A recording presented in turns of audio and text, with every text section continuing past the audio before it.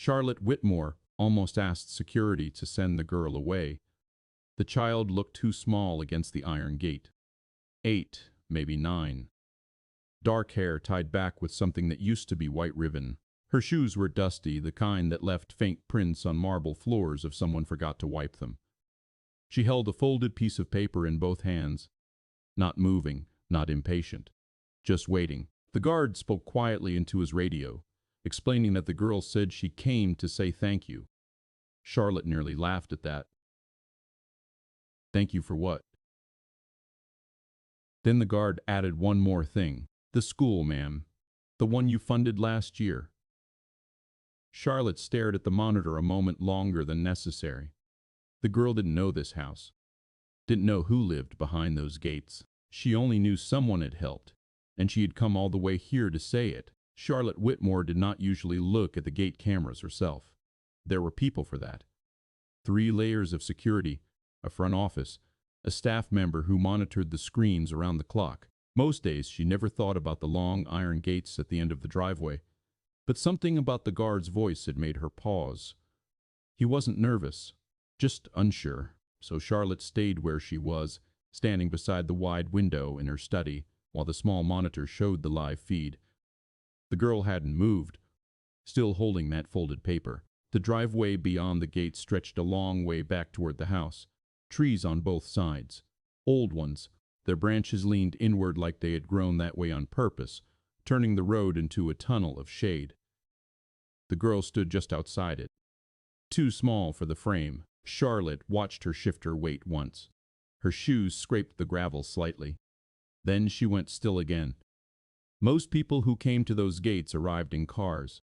Black ones, tinted windows. They didn't stand outside patiently.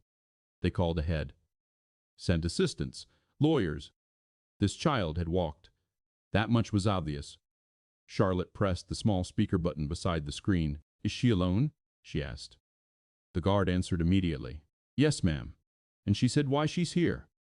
A short pause. She said she came to thank you. Charlotte leaned one shoulder against the desk. For what? The school, ma'am. Charlotte didn't answer right away. The school. There were many. Every year the Whitmore Foundation approved dozens of projects, libraries, scholarships, medical wings, school renovations in districts most donors never visited. Charlotte signed the final approvals. That was usually the extent of her involvement. She had learned early that distance made philanthropy easier, less complicated. Which school? She asked. The guard checked something off camera. Jefferson Community Elementary. Charlotte's brow tightened slightly. The name stirred something faint. A memory of documents on her desk months ago. Photographs in a proposal packet. Broken playground equipment. A roof that leaked during winter rains. The funding request hadn't been large. Not by foundation standards. The girl moved again on the screen. This time, she crouched briefly, tying one loose shoelace. The ribbon in her hair slipped sideways when she bent down. Then she stood back up. Still holding the folded paper, Charlotte felt something shift inside her chest. Not dramatic, just a small weight she hadn't expected. How long has she been there? Charlotte asked. About 15 minutes, ma'am. 15 minutes. Most adults would have pressed the intercom by then, or left. Charlotte glanced at the clock on the wall. Late afternoon light filled the study, warm and quiet. The girl waited.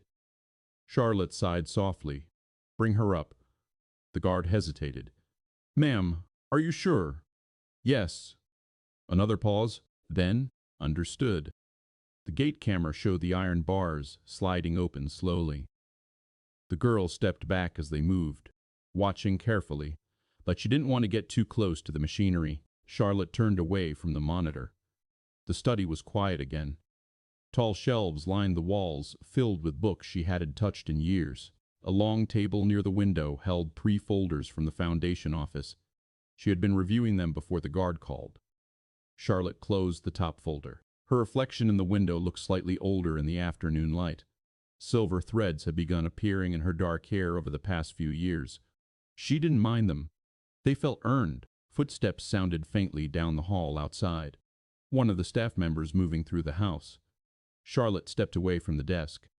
For a moment she considered meeting the girl outside, but something about that idea felt strange, almost theatrical, as if the moment needed an audience. No, better to keep it simple.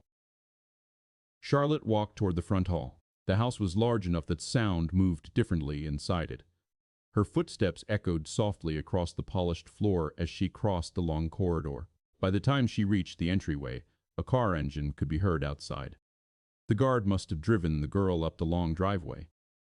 Charlotte stood near the tall front doors waiting. She could hear the car stop, a door opening, small footsteps on stone. Then the bell rang. One short press. Not repeated. Charlotte opened the door herself. The girl stood there, on the wide front steps. Up close, she looked even smaller than on the screen. Her hair was neatly brushed, but uneven, like someone had tried their best without proper tools. The ribbon holding it back had frayed edges. Her dress was clean, though the fabric had faded in places. The paper was still in her hands. She looked up. Her eyes widened slightly when she saw Charlotte. Not fear, just surprise. "Hello," Charlotte said. The girl swallowed once before answering. "Hello, ma'am." Her voice was quiet but steady. Charlotte stepped aside and opened the door wider. "You can come in." The girl hesitated only a second before stepping across the threshold. Her shoes paused on the marble floor. She looked down quickly, rubbing one foot against the other to remove any gravel. Charlotte noticed the movement. "You're fine," she said gently. The girl nodded. They stood facing each other in the large hall. The ceiling rose 2 stories above them. Sunlight from the tall windows spilled across the floor. For a moment, the girl simply looked around, not with excitement, more like careful observation. Then she remembered the paper in her hands. She stepped forward and held it out. "This is for you." Charlotte took the folded sheet. The paper was ordinary notebook paper, the edges slightly wrinkled. Charlotte unfolded it slowly. Inside was a drawing, crayoned, a school building with bright windows, a playground beside it, several stick-figure children holding hands. At the top of the page were large, uneven letters. "Thank you from Fixing-O School." Charlotte felt something tighten quietly in her throat. She glanced down again at the drawing. In one corner, the artist had drawn a small woman with dark hair standing near the building. Beside the figure was written, "M.S. Whitmore." Charlotte looked back up at the girl. "You made this?" The girl nodded. "My teacher said we should say thank you." Charlotte studied the drawing again. Simple, careful, every window colored yellow, every child smiling. "What's your name?" Charlotte asked. "Lily." Charlotte folded the paper gently. "Well, Lily," she said, "thank you for bringing it." Lily nodded again. Then she said something Charlotte did not expect. "My dad wanted to come too." Charlotte tilted her head slightly. "Is he here?" Lily looked toward the driveway. "He didn't want to bother you." Charlotte followed her gaze toward the open doorway. Far down the driveway, near the security car that had brought Lily up, a man stood beside the road, hands in his pockets, not approaching the house, just waiting. Charlotte felt that same quiet wait again. Something about the way he stood there. Respectful distance, not assuming welcome. Charlotte looked down at Lily. "Why didn't he come with you?" Lily shrugged slightly. "He said important people are busy." Charlotte was quiet for a moment. Then she said softly, "Let's not keep him waiting." Charlotte stepped out onto the front steps before Lily could say anything more. The late afternoon air carried the faint smell of cut grass from somewhere along the property. The driveway stretched out in a slow curve toward the gate, and halfway down it the man still stood beside the security vehicle. He hadn't moved. When he noticed Charlotte outside, he straightened a little. Not stiff, just aware that he was suddenly visible. Lily walked down the steps behind her. "That's my dad," she said quietly. Charlotte nodded once and started down the driveway. She didn't hurry. Gravel shifted under her shoes with each step, a soft crunch that echoed between the trees lining the road. The man watched her approach. He looked somewhere in his mid-30s, maybe older, hard to tell. His face carried the kind of lines that came from long days rather than age. His jacket was clean but worn at the cuffs. Work boots. Dust around the edges. When Charlotte reached him, he removed his cap. "Ma'am," he said. His voice was calm, careful. Charlotte noticed the way he held the cap in both hands, almost like he wasn't sure where else to put them. "You're Lily's father," Charlotte said. "Yes, ma'am. Daniel Reyes." They shook hands. His grip was firm but brief, as though he didn't want to take more of her time than necessary. "I hope Lily didn't cause trouble," he added. Charlotte glanced back toward the house where Lily now stood halfway between them and the front steps, watching closely. "She brought me a drawing," Charlotte said. "I don't consider that trouble." Daniel allowed himself a small smile. "She worked on it all week." Lily shifted her weight when she heard that. Charlotte turned slightly so her voice would carry back to the girl. "It's very good," she said. Lily looked down, embarrassed by the attention. Then Charlotte looked back at Daniel. "You didn't want to come up to the house?" Daniel rubbed the edge of his cap with one thumb. "Didn't feel right walking up uninvited." Charlotte studied him for a moment. His posture wasn't stiff from fear. It was restraint. A quiet understanding of boundaries, a kind she had seen before. "I invited your daughter," Charlotte said. "That includes you." Daniel hesitated. "I appreciate that, ma'am. But Lily was the one who really wanted to say thank you." Charlotte held the folded drawing in her hand. "You came all the way here for that?" Daniel nodded. "It matters to her." He paused, then added, "To all of them." Charlotte looked at him carefully. "Tell me about the school." Daniel seemed surprised by the question. For a moment he looked toward Lily, as if checking whether she should hear the conversation. She had moved closer now, standing quietly beside the driveway. "Well," Daniel said slowly, "before the repairs it was rough." He searched for the right words. The roof leaked when it rained. Classrooms got cold in winter. Playground was mostly broken equipment. Charlotte remembered the photos in the funding proposal. She hadn't thought about them since. "And now?" she asked. Daniel looked toward Lily again. "She comes home talking about the library," he said. Charlotte raised an eyebrow.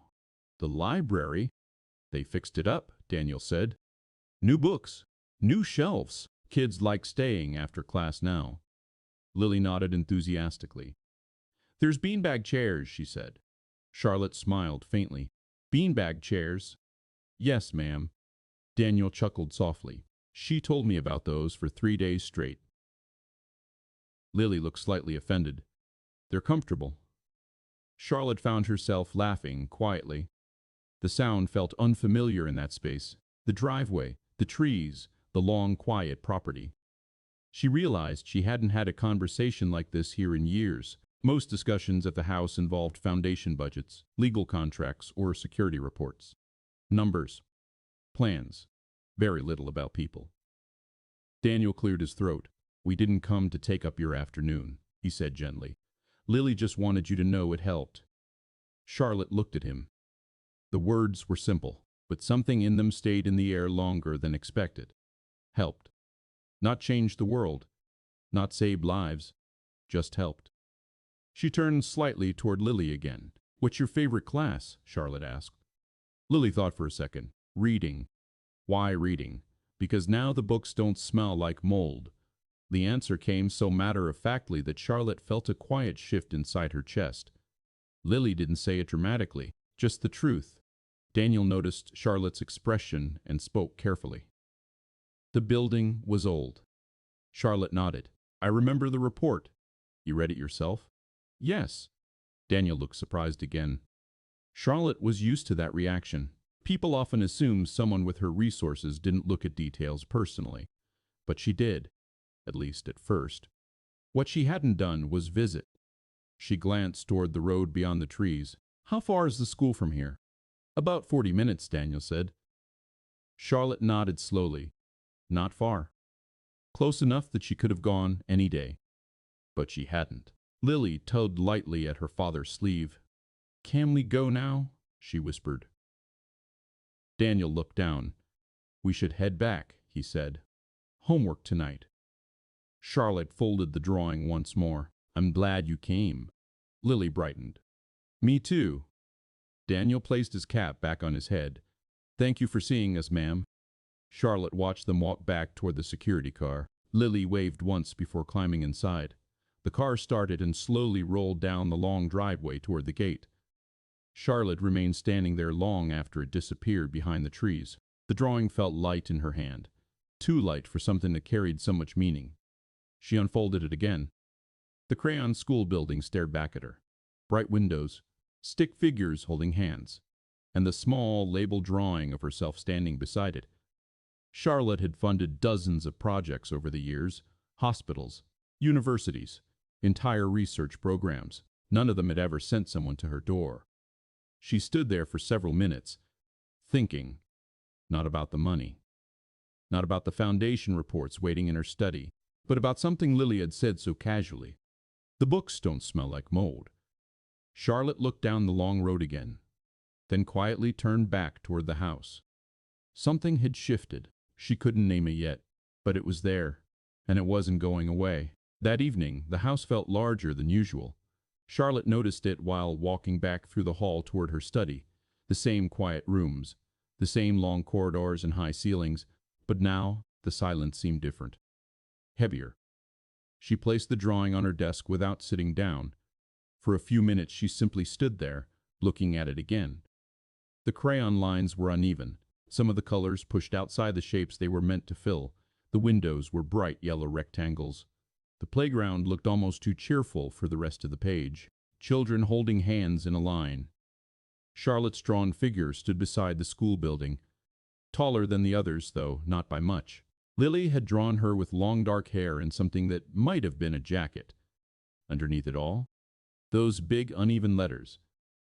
"Thank you for fixing our school." Charlotte exhaled slowly. She sat down. The folders from the Whitmore Foundation were still waiting on the table. Budget proposals, renovation requests, scholarship reports. Ordinarily, she would have picked them up again. Instead, she reached for the phone. The call connected quickly. "Good evening, Miss Whitmore," said a familiar voice. "Eleanor," Charlotte said. Eleanor Grant had managed the Foundation's operations for nearly 12 years. Calm, organized, and impossible to surprise. "I'm reviewing past projects," Charlotte said. "Do you remember Jefferson Community Elementary?" There was a soft clicking sound on the other end, likely Eleanor already pulling up files. "Yes," Eleanor said after a moment. "Roof repairs, library restoration, playground safety upgrades." Charlotte leaned back slightly. "When was that approved?" 11 months ago." Charlotte glanced again at the drawing. "Do we have updated reports?" "Basic ones. Construction completion, budget closure, inspection sign-offs." Charlotte tapped the desk lightly with her finger. "No follow-up visit?" "No." That answer didn't surprise Charlotte.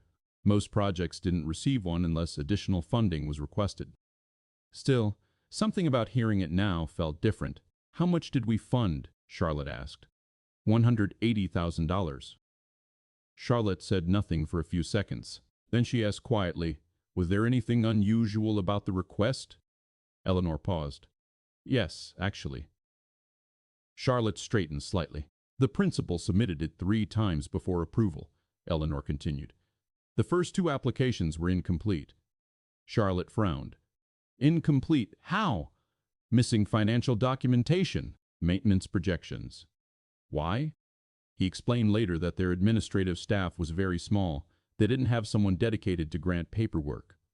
Charlotte nodded slowly. She had seen similar situations before. Schools struggling just to operate day-to-day rarely had the resources to navigate complicated funding applications. "Who was the principal?" Charlotte asked. "Michael Turner." Charlotte wrote the name down on a small notepad beside her. "Anything else?" "There was also a letter attached to the final submission," Eleanor added. "What kind of letter?" "A parent letter." Charlotte lifted her eyes. "From who?" One moment. More clicking sounds. "Daniel Reyes." Charlotte sat very still. "Lily's father." "What did it say?" Charlotte asked. "I don't remember the exact wording," Eleanor said, "but it described conditions in the school and asked us to consider how the building affected student attendance." Charlotte waited. There was one line that stood out, Eleanor continued. What line? Eleanor hesitated slightly, then read from the file. He wrote, Children learn better when they believe someone cares about the place they sit every day. Charlotte stared at the drawing again. Beanbag chairs, books that didn't smell like mold. She closed her eyes briefly. Send me the full file, she said. Of course. The email arrived less than a minute later. Charlotte opened it. Photographs filled the first section of the report. The roof before repair, dark water stains along classroom ceilings, a library with warped wooden shelves, windows patched with temporary plastic sheeting. Charlotte leaned forward slowly. She remembered seeing these images months earlier, but memory had softened them. Seeing them again felt different, more immediate. She scrolled down. There it was, the parent letter. Short, just a few paragraphs. The writing wasn't polished, but it was careful. Charlotte read it once, then again. Daniel Reyes had described mornings when students arrived wearing coats inside the classroom because the heating system struggled in winter. He wrote about library books damaged by moisture, and near the end, that line Eleanor mentioned. Children learn better when they believe someone cares about the place they sit every day. Charlotte sat back. Outside the window, the sky had turned darker. Evening had settled quietly over the property. She folded Lily's drawing again and placed it beside the computer. Then she stood and walked toward the kitchen. The house staff had already finished preparing dinner. A plate waited under a silver cover on the long counter. Charlotte lifted the lid. Grilled fish, vegetables, perfectly arranged. She wasn't hungry. Still, she sat down and ate slowly, not tasting much. Her mind kept returning to the driveway, to Daniel standing near the security car, hands in his pockets, not approaching the house. He hadn't asked for more funding, hadn't even mentioned the school's needs. He had simply let Lily deliver the drawing. A thank you. That was all. Charlotte finished the meal and carried the plate to the sink. Then she walked back to the study. The folders were still there. The foundation proposals, new schools asking for support, scholarship expansions, medical equipment grants. Charlotte sat down again. She opened the first folder, read 2 pages, then closed it. The numbers felt distant tonight. Instead, she picked up Lily's drawing once more. The crayon school looked almost proud, bright, solid. Charlotte imagined the real building now. Fresh roof, repaired playground, a library with beanbag chairs, children staying after school because the room felt welcoming. She wondered if Lily was there often. Reading, Charlotte placed the drawing carefully inside one of the empty folders. Then she reached for the phone again. This time the call went to her driver. Good evening, Miss Whitmore. James, Charlotte said. Are you working tomorrow morning? Yes, ma'am. I'd like to go somewhere. Of course. Charlotte paused briefly. Then she said the name slowly. Jefferson Community Elementary. James didn't ask questions. He never did. What time would you like to leave? Charlotte glanced at the clock. Early would be better. 8. Yes, ma'am. The call ended. Charlotte sat quietly for a moment. Then she looked at the drawing one more time before closing the folder. Tomorrow she would see the place Lily had drawn, not through photographs, not through reports, in person, for the first time. And she realized something as she turned off the light in the study. For nearly a year, she had helped that school from a distance. Tomorrow she would finally understand what that actually meant. Charlotte woke earlier than usual. The house was still quiet when she came downstairs. No sound from the kitchen yet. No footsteps in the halls. Morning light had only just begun to reach the tall windows. She made coffee herself. It wasn't something she did often. The staff usually handled breakfast before she even left her room, but today she moved through the kitchen alone, listening to the quiet hum of the machine and the faint ticking of the wall clock. The drawing was still in the folder on her desk. She had looked at it again before going to bed. Not for long. Just enough to notice the details she missed earlier. One of the children in the crayon line was holding a book. Another had hair colored bright orange for no reason she could explain. Lily had signed her name in the bottom corner. Small letters. Careful. Charlotte finished her coffee and carried the folder with her to the front hall. James arrived exactly on time. He had worked for Charlotte nearly 15 years, a quiet man who understood schedules and silence equally well. He opened the car door as she stepped outside. "Good morning, ma'am." "Good morning, James." The morning air was cooler than yesterday. Thin clouds moved slowly across the sky. Once they were on the road, Charlotte placed the folder on her lap and looked out the window. The city appeared gradually as they drove farther from the estate. Wider roads turned into busier ones. Early commuters filled intersections. It took about 30 minutes before the neighborhoods changed. Buildings grew older. Sidewalks showed cracks from years of uneven weather. Small shops opened along the corners, grocery stores with handwritten signs in the windows. Charlotte had been through areas like this many times in the past, often during foundation visits or charity events, but those trips were usually arranged carefully. Coordinated schedules. Staff waiting. This morning there was no plan, just an address. James slowed the car as they approached a long row of brick buildings. "Is this the street?" he asked. Charlotte checked the paper Eleanor had emailed. Yes. The school appeared at the end of the block. Charlotte noticed the roof first. New shingles. Clean lines where repairs had been completed. The building itself was older than she expected. Red brick faded from decades of weather. Large windows across the front. A playground sat beside it. Fresh equipment, bright colors. Children were already outside even though classes hadn't started yet. Some ran across the asphalt area near the swings. Others sat along the edge of the playground talking. James parked across the street. Charlotte didn't get out immediately. She watched the school for a moment. The building felt familiar somehow. Not personally familiar, but emotionally. It reminded her of schools she had seen growing up. Places where the structure mattered almost as much as the lessons inside. Children needed a place that felt steady. She picked up the folder. "Wait here," she said. James nodded. Charlotte stepped onto the sidewalk. The sounds of the playground carried clearly across the street. Laughter. Metal chains clinking softly as swings moved. A teacher's voice calling for someone to slow down. Charlotte crossed the road. No one stopped her. No one recognized her. And she found she preferred it that way. The front doors of the school were open. Inside, the hallway smelled faintly of cleaning solution and old floor polish. Children's artwork lined the walls. Drawings. Short essays. Handmade posters about reading and science. Charlotte walked slowly down the corridor. A classroom door stood open on the left. Inside, a teacher arranged books on a shelf, while a few students sat quietly at their desks. None of them noticed Charlotte standing in the hallway. She kept walking. Then she saw it.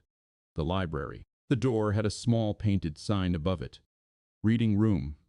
Charlotte stepped inside. The room was simple, but bright. Sunlight poured through two large windows near the back wall. New shelves lined both sides of the room. The books were arranged neatly. And there they were. Beanbag chairs. 3 of them. Red, blue, green. A small group of children sat nearby reading. Charlotte stood quietly near the entrance. No one seemed concerned that a stranger had walked in. After a moment, one of the children looked up. "Are you looking for someone?" he asked. Charlotte smiled gently. "No," she said, "just visiting." The boy nodded and returned to his book. Charlotte walked slowly along the shelves.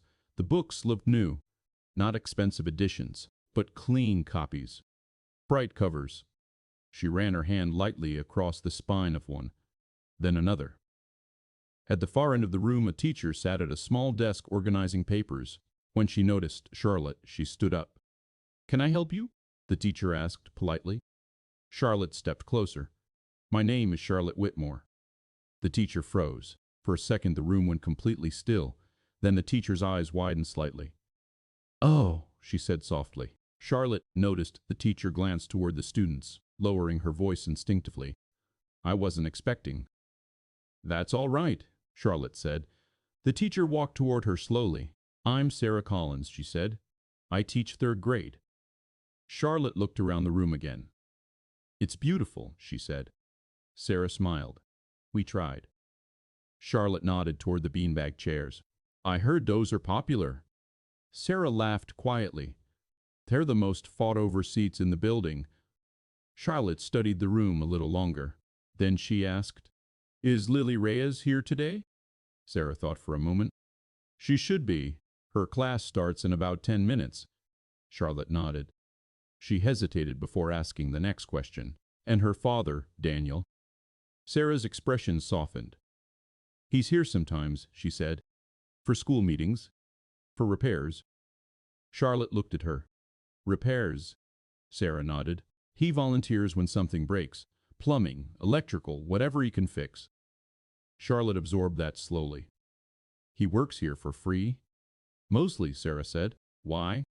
Sarah looked slightly surprised by the question. Then she shrugged. He says the school helped his daughter. Charlotte looked down briefly at the floor. That quiet wait returned again. He had written the letter, waited at the gate, and still showed up here to fix broken pipes, without mentioning any of it. Charlotte exhaled slowly. Outside the library window, the first bell rang across the playground. Children began moving toward the building. Footsteps filled the hallway. Charlotte watched them pass, backpacks bouncing against their shoulders, voices rising with morning energy. She realized something standing there. Yesterday Lily had come to thank her, but here, inside the school, it felt like she was the one receiving something instead. Something she hadn't asked for, and didn't quite know how to hold yet. The hallway filled quickly once the bell rang. Children moved past the library doors in small clusters. Some talking loudly, others half asleep, backpacks hanging crooked over their shoulders. Teachers stood at classroom entrances, greeting them one by one. Charlotte stepped slightly to the side of the doorway so she wouldn't block the traffic. No one paid her much attention. That surprised her. In most places she visited, people recognized her within minutes. The Whitmore name carried weight in the city. Board meetings, charity events, interviews. Her face had appeared in enough newspapers over the years. But here, she was simply another adult standing in the hallway. And it felt comfortable. Sarah Collins returned to the library desk after making sure the students inside had settled down. The room quieted again as the children opened their books. Charlotte walked slowly toward the windows. From there she could see the playground outside. The equipment looked sturdy. Fresh paint, clean surfaces where metal had probably been rusted before the repairs. She tried to imagine what the place had looked like in the photos from Eleanor's file. Broken swings, loose bolts, unsafe ladders. Now children climbed the structure without hesitation. Charlotte folded her arms loosely. Ms. Whitmore? She turned. A man stood just inside the library doorway, older than Daniel Reyes, mid-50s perhaps. Narrow shoulders, thin glasses, a tie that had been knotted carefully but slightly crooked now that the morning had begun.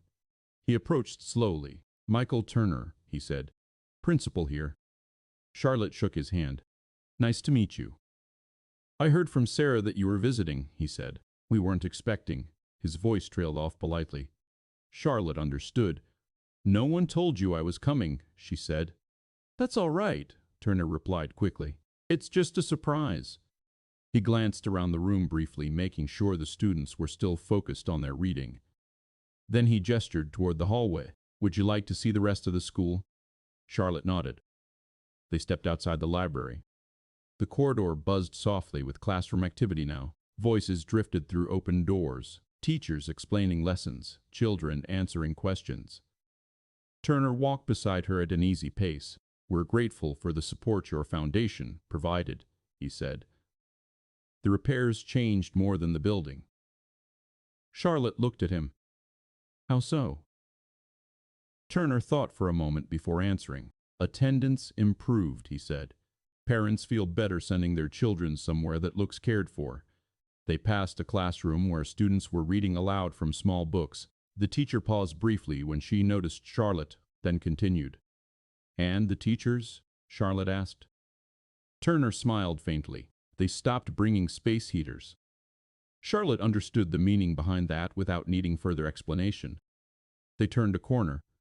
This hallway showed signs of older wear, scuffed paint along the walls. small cracks in the tile floor. Turner noticed Charlotte looking. "Not everything is fixed yet," he said. Charlotte nodded. "I wouldn't expect it to be."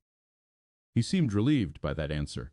They stopped at the end of the corridor where a window overlooked the small courtyard behind the building. Children in another class walked outside in a line, following their teacher toward a small garden area. Charlotte watched them for a moment. "Who maintains the building now?" she asked. Turner hesitated slightly. "We have a maintenance contractor who comes twice a month." "And between visits?" Turner gave a small shrug. "We manage." Charlotte thought of what Sarah had said earlier. Daniel Reyes helps sometimes. Turner smiled more openly this time. "Yes, quite a lot, actually. He volunteers. He refuses payment," Turner said. "Which makes it technically volunteering." Charlotte looked back toward the window. "Why does he do it?" Turner leaned lightly against the wall. "You met Lily, I assume?" Charlotte nodded. "Then you understand." He adjusted his glasses before continuing. "Daniel works construction, skilled with electrical systems too. When the school struggled before the repairs, he started helping on weekends." "Before we funded the project?" "Yes." Charlotte turned toward him. "For how long?" Turner considered. "Almost 2 years." Charlotte felt a quiet pause settle between them. "He never mentioned that yesterday," she said. Turner smiled slightly.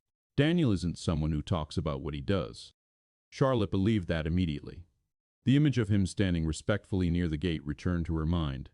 Hands in pockets, not approaching the house, just waiting. "What kind of repairs did he handle?" Charlotte asked. "Leaks, wiring issues, broken door frames." Turner paused. "There was one winter where the heating system nearly failed. Daniel spent 2 nights here helping the technician keep it running." Charlotte looked down the hallway again. The building felt different now. Not just a structure improved by funding, but something shaped by the quiet work of people inside it.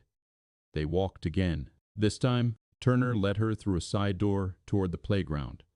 The morning classes had already begun, so the yard stood empty now.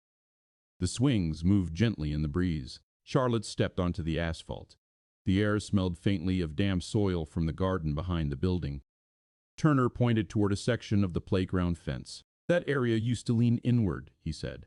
"Daniel rebuilt part of it before the renovation even started." Charlotte walked closer. The wood there looked slightly different from the rest. Newer, carefully fitted.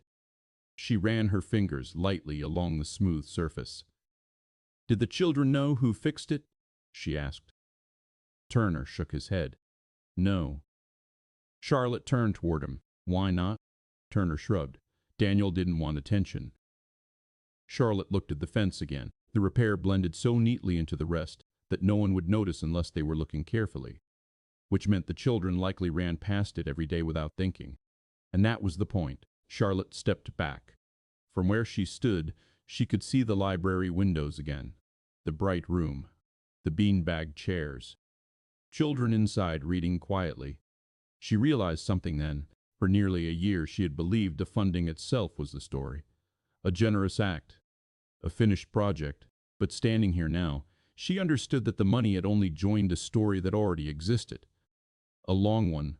People like Daniel had been carrying it before she arrived, and would continue long after. Charlotte looked up at the school building again. Something inside her felt unsettled. Not unpleasant, just unfinished. Charlotte remained by the fence longer than she expected. The playground was quiet now that classes had begun. Only the occasional sound of a teacher's voice drifted from open windows along the building. Michael Turner stood a few steps away, giving her space without making it obvious. Charlotte kept her hand resting on the repaired section of wood. It felt sturdy, smooth where it had been sanded down. Someone had taken the time to do it carefully. "Daniel did this himself?" she asked after a moment. Turner nodded. One Saturday afternoon, Charlotte stepped back and looked along the length of the fence. The repaired section blended well with the rest of it. No sign that the boards had once been damaged or leaning. "You said the children don't know," she said. "That's right." Charlotte tilted her head slightly. "They should." Turner considered that. "Maybe," he said, "but Daniel's not the type to stand in front of a group and accept praise." Charlotte believed that immediately. She turned toward the building again. The brick walls carried the marks of time, faded areas where weather had worn the color down. But the structure looked solid now, alive, somehow. "Would you like to see the classrooms?" Turner asked. Charlotte nodded. They walked back through the side door. Inside, the hallway felt warmer than before. Perhaps it was the sound of learning happening behind each door, voices rising and falling as teachers explained lessons. Turner stopped near one classroom. "Fourth grade," he said quietly. The door stood slightly open. Charlotte looked inside. A teacher stood at the front of the room writing a sentence on the board. Rows of students followed along in their notebooks. The room wasn't fancy. Plain desks. A few posters along the wall, but it was clean, orderly. The windows let in enough light that no one needed to squint to read. Charlotte noticed something else. The students seemed calm, focused. It wasn't the restless atmosphere she had seen in some underfunded schools during previous visits. This room felt steady. Turner watched her expression. "Small changes make a difference," he said. Charlotte nodded. "Yes." They moved on. As they walked, Charlotte began noticing details she might have ignored before. Fresh paint along parts of the hallway, a water fountain that looked newly installed, even the sound of the heating system running quietly through the vents, each piece small on its own. But together they formed something larger, a place that functioned. Turner stopped again outside another classroom. "Lily's class is here," he said. Charlotte felt a brief hesitation. "What are they studying?" "Reading this week." Charlotte glanced through the window beside the door. Inside, the children sat in a circle on the floor. A teacher held a book open while they listened. Lily was there. Charlotte recognized the ribbon in her hair immediately. She sat near the edge of the group, leaning forward slightly as the teacher read. Every now and then, Lily raised her hand eagerly. Charlotte stepped back from the window. "She looks happy," she said quietly. Turner smiled. "She usually is." Charlotte kept her voice low. "I won't interrupt the class." Turner nodded. "That's probably best." They continued down the hall again. After a few more steps, Charlotte spoke. "How many students attend the school?" 312. "And before the repairs, how many?" "About 260. Charlotte raised an eyebrow. "That much of a difference?" Turner gave a small nod. "Parents talk," he said. "When the building started improving, more families felt comfortable enrolling their children here." Charlotte absorbed that quietly. The funding hadn't just fixed walls and ceilings, it had brought children back. Turner stopped near the main entrance. Sunlight streamed through the glass doors, illuminating the hallway floor. "We try to keep the place welcoming," he said. Charlotte looked around one more time. The school didn't look impressive in the way wealthy institutions did. No marble floors, no elaborate architecture. But it carried something else. Effort, care, signs that people here valued the space even before it was repaired. Charlotte turned toward Turner. "I'm glad I came." He smiled warmly. "We're glad you did too." She paused for a moment before speaking again. "Do you know if Daniel Reyes is working today?" Turner thought. "He might stop by this afternoon. There's a classroom light fixture that's been flickering." Charlotte considered that. "He comes after work?" "Yes. Usually around 5. Charlotte nodded slowly. She looked once more down the hallway toward Lily's classroom. Children's voices floated faintly through the door, reading together. The kind of simple moment most people never thought twice about, if for nearly 2 years this place had struggled to give them that. Charlotte stepped toward the exit. "Thank you for showing me around," she said. Turner walked with her to the door. "You're welcome any time." Charlotte believed he meant it. Outside, the morning sun had grown stronger. James still waited across the street beside the car. Charlotte paused at the edge of the sidewalk. Her eyes moved once more across the building. The repaired roof, the bright playground, the library windows. For a long time she had believed philanthropy was about scale. Large donations, big announcements, numbers that made headlines. But standing here, looking at this quiet school, she felt the weight of something smaller, something quieter, and somehow more powerful. A single letter from a father, a drawing from a child, and a place where books no longer smelled like mold. Charlotte crossed the street slowly. James opened the car door. "How was it, ma'am?" he asked gently. Charlotte sat inside and closed the door behind her. She looked back at the school through the window. Then she answered, "It wasn't what I expected." James started the engine. "Good or bad?" Charlotte thought for a moment. Then she said softly, "Necessary." The car pulled away from the curb, but Charlotte's mind stayed with the school long after it disappeared behind the buildings. Something had begun there. Something she hadn't planned. And she wasn't finished with it yet. The drive back took longer than the drive there. Not because of traffic. Charlotte asked James to take the slower route along the river instead of the highway. He didn't question the change, just nodded once and turned the car where she indicated. The water moved quietly beside the road, gray and wide under the late morning sky. Charlotte watched it through the window. Her hands rested loosely in her lap, but her mind was still walking the halls of Jefferson Community Elementary. The library, the beanbag chairs, Lily leaning forward while the teacher read aloud, and Daniel's fence repair. A piece of wood most people would never notice. She wondered how many quiet repairs like that existed in the world. Invisible work that held things together. James glanced briefly in the mirror. "You want to stop anywhere, ma'am?" "No," Charlotte said. Her voice sounded thoughtful, not distracted. They continued along the river road. Charlotte finally reached into her bag and pulled out her phone. Eleanor answered on the second ring. "Good morning, Miss Whitmore. I visited Jefferson Elementary today." There was a short pause.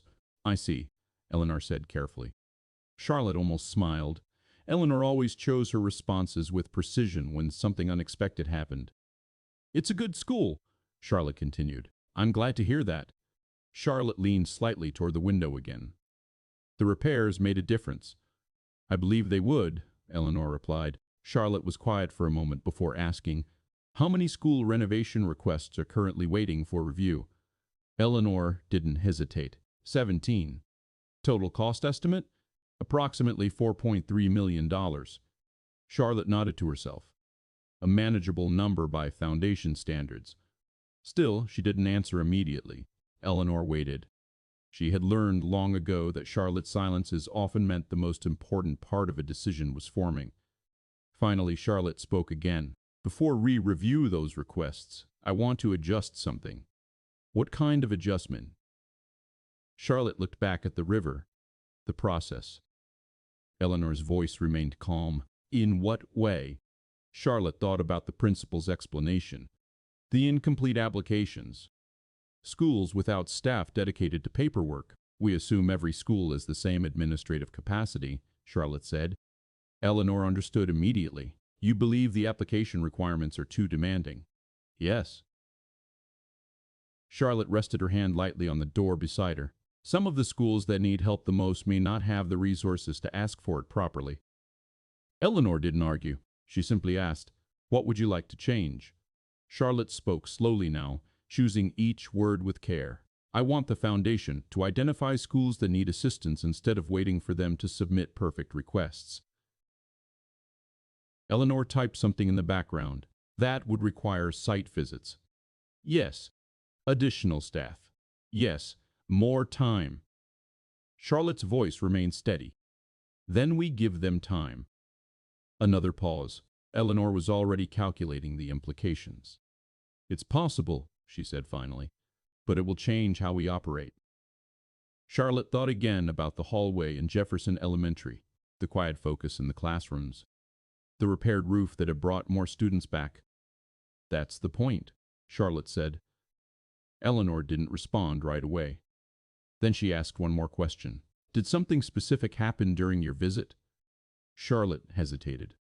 How could she explain it? The drawing, the letter, the father who fixed fences without telling anyone. "It reminded me," Charlotte said slowly, "that funding projects and understanding them are not the same thing." Eleanor didn't speak for several seconds. Then she said simply, "I agree." The call ended a few minutes later, after they discussed a few logistical details. Charlotte placed the phone back into her bag. The car continued along the quiet road. For the first time that morning, Charlotte allowed herself to close her eyes briefly. But the images from the school returned almost immediately. Lily's classroom, the reading circle, Daniel's careful repairs. Something about those moments stayed with her in a way foundation reports never had. Not dramatic, just real. When they finally returned to the estate, the house looked the same as always. Tall windows, quiet gardens. Nothing on the outside suggested that anything had shifted, but Charlotte felt it the moment she stepped inside. The drawings still waited in her study. She walked straight there without stopping. The folder lay exactly where she left it. Charlotte opened it. Lily's crayon school appeared again. Bright yellow windows. Children holding hands. The figure labeled MS. Whitmore, standing beside them. Charlotte studied the picture for a long time. Then she reached for a pen. She turned the paper over carefully and wrote two simple words beneath Lily's signature. Thank you. Not for the drawing, for the reminder. Charlotte closed the folder again and placed it in the top drawer of her desk. Not with the foundation files, with her personal papers. Then she stood and looked out the study window toward the long driveway. Somewhere across the city, Daniel Reyes would finish his workday later, and if the light fixture was still flickering, he would probably stop by the school again, quietly, without expecting anyone to notice. Charlotte understood that now, and for the first time in years, she began thinking about philanthropy not as something distant, but as something she might need to stand closer to. Much closer. Charlotte did not mention the school again for the rest of that day. Not during lunch with the foundation's financial director. Not when two board members called about an upcoming scholarship gala. Not even when Eleanor sent a long document outlining possible revisions to the application process. She read everything carefully, responded when necessary, but the school stayed quietly in the background of her mind. That evening, the sky darkened early. Rain moved in slowly, tapping against the windows of the study in uneven patterns. Charlotte sat at her desk reviewing a spreadsheet Eleanor had prepared. 17 schools waiting for assistance, each with different problems. Roofs, heating systems, electrical wiring. Charlotte closed the laptop after reading the last page. Numbers explained the scale. They didn't explain the feeling she had walking through Jefferson Elementary. She stood and walked toward the window. The rain had grown steadier now. Streetlights along the driveway reflected softly on the wet pavement. For a moment, Charlotte imagined the school in this weather. Rain hitting the new roof, classrooms staying dry, children reading while the storm passed outside. A year ago, that might not have been the case. Her phone buzzed quietly on the desk. Eleanor. Charlotte answered. I've been thinking about the changes you suggested, Eleanor said. So have I. I spoke with two of our regional coordinators this afternoon, Eleanor continued. They believe we could create a small field team to visit schools before the application stage. Charlotte turned slightly, leaning against the window frame. How small? 3 people to start. Where would they focus? Areas with the highest number of underfunded schools. Charlotte nodded slowly. And what would they do exactly? Observe conditions. Speak with staff. Help schools prepare requests if funding is needed. Charlotte thought of the principal trying to submit incomplete applications. A small staff doing their best. That makes sense, she said. Eleanor continued. It will also allow us to identify issues earlier. Maintenance problems become more expensive the longer they're ignored. Charlotte smiled faintly. Daniel Reyes understood that already. What about Jefferson Elementary? Charlotte asked. Eleanor paused. You're considering additional support? I'm considering understanding what they still need. That could be arranged, Eleanor said. Charlotte looked back toward the desk. The folder with Lily's drawing rested inside the top drawer. Before we decide anything, Charlotte said, I'd like to speak with the principal again. I'll schedule a meeting. Not here. Eleanor waited. At the school. Understood. The call ended. Charlotte remained by the window for several minutes after that. The rain softened slightly. Drops slid slowly down the glass. She realized something during that quiet moment. For years, the foundation had measured success in completed projects.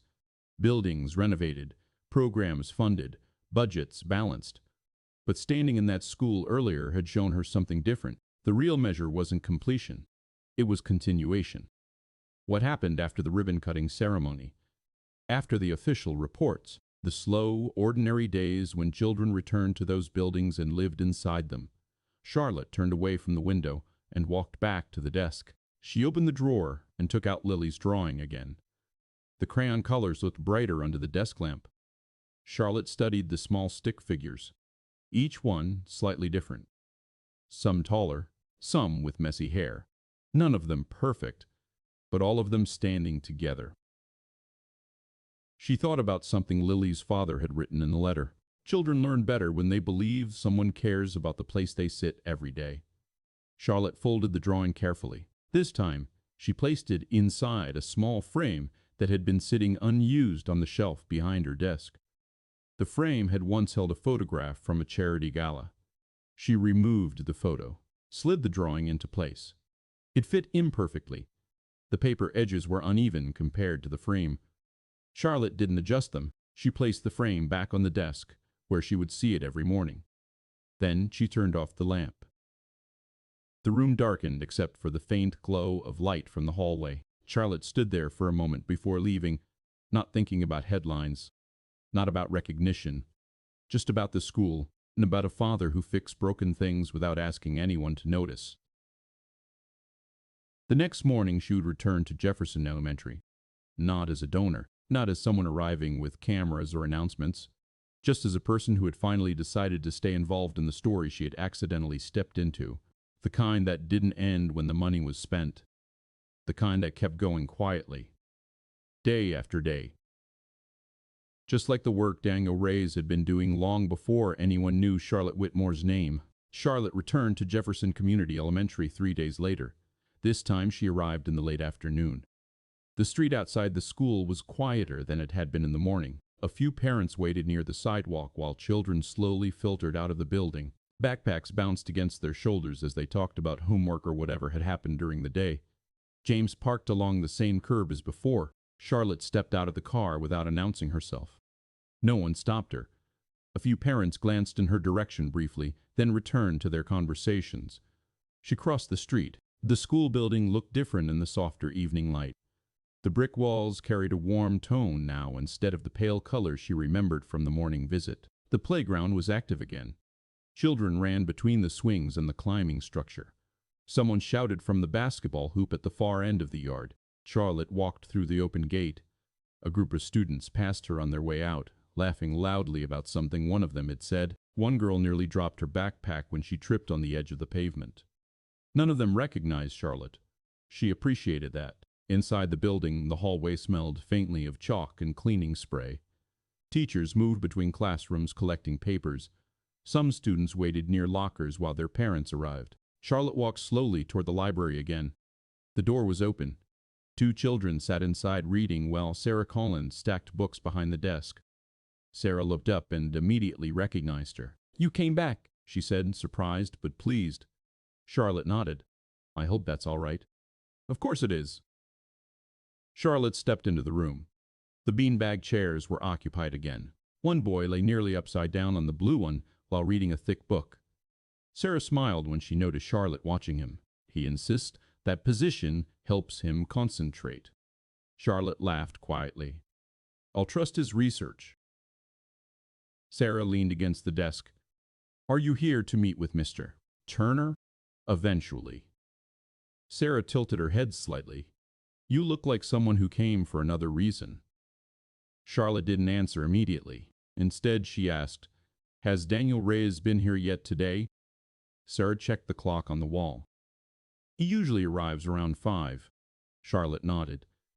It was only a few minutes past 4:30. She walked to the window and looked outside. The playground was beginning to empty as parents gathered their children. Some students remained near the basketball court, still trying to finish a game before they were called home. "You really came back," Sarah said again, softer this time. Charlotte turned slightly. "Yes."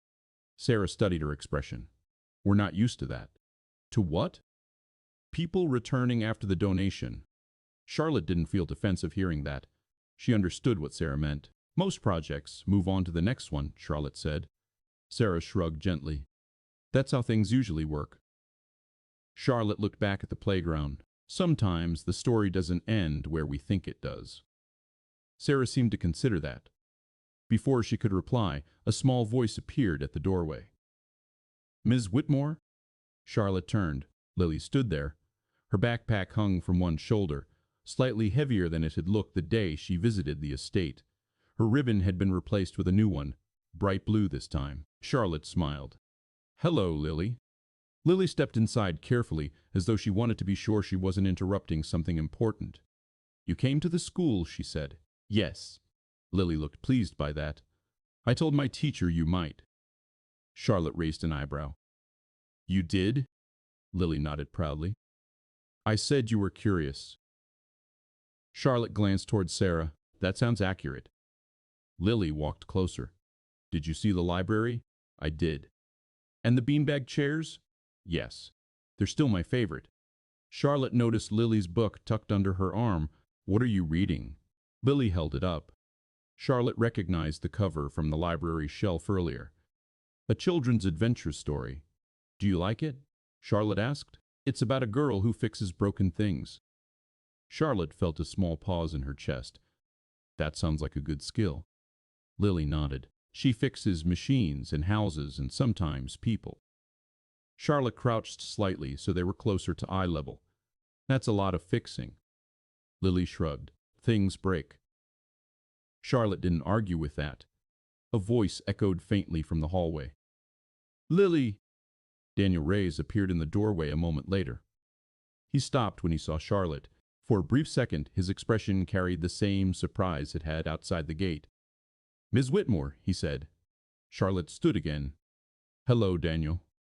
Lily looked between them. "I told you she might come," she said to her father. Daniel gave a small shake of his head. "You did." He stepped into the library. "I hope everything's all right," he said carefully. "It is," Charlotte replied. Daniel set a small toolbox on the floor beside the desk. "The light fixture in room 12 has been flickering again," he explained. Sarah pointed toward the hallway. "It started this morning." Daniel nodded and turned back to Charlotte. "I didn't expect to see you here." Charlotte glanced at the toolbox. "I came to see how the school was doing." Daniel seemed to consider that answer. "Well," he said slowly, "it's doing better than it was." Charlotte noticed the way he spoke about the building, not with pride, just quiet satisfaction. Lily shifted beside them. "Dad fixes things here," she explained to Charlotte as though the information might be new. Charlotte nodded. "I heard." Daniel looked slightly embarrassed by that. "It's nothing complicated," he said. Charlotte looked down at the toolbox again, then back at him. "Actually," she said gently, "it seems like it matters quite a lot." Daniel didn't reply immediately. Instead, he picked up the toolbox again. "Well," he said, "I should take a look at that light." He nodded politely toward Charlotte before stepping into the hallway. Lily watched him go. Then she looked up at Charlotte again. "My dad fixes things even when no one asks." Charlotte smiled softly. "Yes," she said, "I can see that." And standing there in the quiet library, Charlotte realized something simple but powerful. The changes she had made at the foundation were important, but the real lesson she had learned from this school had nothing to do with money. It had to do with presence, showing up, staying involved, paying attention to the small things people did every day to keep the world from quietly falling apart. And sometimes, the people doing that work were the ones who needed recognition the least. The hallway light outside the library flickered once, then again. Charlotte and Lily both noticed it at the same time. Lily pointed toward the door. "That's the one." Charlotte walked into the hallway. Daniel stood on a small stepladder outside one of the classrooms. The light fixture hung open, its metal cover resting carefully on a nearby desk. A screwdriver turned slowly in his hand. He worked without brushing. Charlotte leaned quietly against the wall across from him. For a few moments, neither of them spoke. The hallway was nearly empty now. Most of the students had gone home. The few teachers passed occasionally, offering Daniel quick thank you nods before continuing down the corridor. It was clear they were used to seeing him here, used to relying on him. Daniel finished tightening something inside the fixture. He flipped the switch. The light stayed steady. No flicker. He climbed down from the ladder and placed a screwdriver back into the toolbox. "That should hold," he said, mostly to himself. Charlotte stepped forward. "Do these things happen often?" Daniel looked at the ceiling once more. "Old wiring sometimes," he said. "Nothing serious." He closed the toolbox lid. Charlotte noticed the wear on the metal corners. It had been used many times. "You've been helping here for years," she said. Daniel shrugged slightly. "A while. Even before the repairs." He nodded. Charlotte hesitated before asking the next question. "Why?" Daniel rested the toolbox on the floor beside him. For a moment he seemed unsure how to answer. Then he spoke plainly. "Lily spends most of her day here." Charlotte waited. "If the place breaks," he continued, "it affects her." His tone wasn't dramatic, just practical. Charlotte looked down the hallway toward Lily, who still stood in the library doorway watching them. "That's a good reason," Charlotte said. Daniel followed her gaze. "She likes that library," he said. "Yes," Charlotte replied. "She told me." Daniel leaned lightly against the wall. "For a long time, that room barely got used," he said. "Books were damaged. Kids didn't want to sit in there." Charlotte remembered Lily's words. "The books don't smell like mold." Daniel continued. "Now they stay after school sometimes just to read." Charlotte nodded. "I saw that." They stood there quietly for a moment. The hallway had grown even quieter now. Most of the teachers had left for the evening. Charlotte finally spoke again. "I'm changing how my foundation works." Daniel looked at her with mild curiosity. "In what way?" "We're going to start visiting schools before approving projects." Daniel thought about that. "That sounds like more work." "It is. But probably better work," he said. Charlotte smiled faintly. "I hope so." Daniel lifted the toolbox again. "Well," he said, "if you need someone to point out which lights are flickering." Charlotte laughed softly. "I might take you up on that." They walked together toward the library. Lily stepped forward immediately when they entered. "Did you fix it?" she asked her father. Daniel nodded. "All done." Lily looked pleased. She turned to Charlotte. "My dad fixes everything." Daniel shook his head. "Not everything." Lily crossed her arms slightly. "Most things." Charlotte watched them both. Then she reached into her bag. "I brought something for you," she said to Lily. Lily's eyes widened. Charlotte handed her a small envelope. Inside was a photograph. The picture showed Lily's crayon drawing framed on Charlotte's desk. Lily studied the image carefully. "That's my picture." "It is. You kept it." Charlotte nodded. "I did." Lily looked thoughtful for a moment. Then she smiled. "Now the school is in your house." Charlotte felt the quiet truth of that statement settle inside her. "Yes," she said, "it is." Daniel looked at the photograph too. He seemed slightly surprised. "You didn't have to do that," he said. Charlotte met his eyes. "I wanted to." Lily carefully placed the photo back into the envelope. Then she looked between them. "Are you going to come back again?" Charlotte didn't answer right away. She looked around the library. The shelves, the beanbag chairs, the windows glowing softly with evening light. Then she looked at Daniel and Lily. "Yes," she said finally. "I think I will." Outside, the last few rays of sunlight stretched across the playground. The swings moved gently in the breeze. Charlotte walked toward the exit with them. At the door she paused and looked back down the hallway one last time. It wasn't a grand building, not a place that would appear in architecture magazines or fundraising brochures, but it held something real, a roof that no longer leaked, a library children actually used, and a quiet network of people who showed up every day to keep it working. Charlotte understood now that kindness rarely arrived in traumatic moments. More often it appeared in small actions repeated over time. A father fixing broken lights after work, a teacher staying late to organize books, a child walking all the way to a stranger's gate just to say thank you. Those things didn't make headlines, but they changed people. They had changed her. Charlotte stepped outside into the evening air. As she walked toward the car, she realized something she hadn't expected. For years, she had believed that helping others meant giving something away, but the truth was quieter than that. Sometimes helping meant stepping closer, listening longer, and allowing the gratitude of others to reshape the way you saw the world. Behind her, Lily's laughter echoed faintly from the playground. Charlotte smiled to herself. Somewhere inside the house waiting for her tonight, a crayon drawing sat framed on a desk. Not perfect, not expensive, but important in a way no foundation report could ever measure. And every time Charlotte Whitmore looked at it, she would remember the day an 8-year-old girl knocked on her gate and reminded her what generosity was supposed to feel like.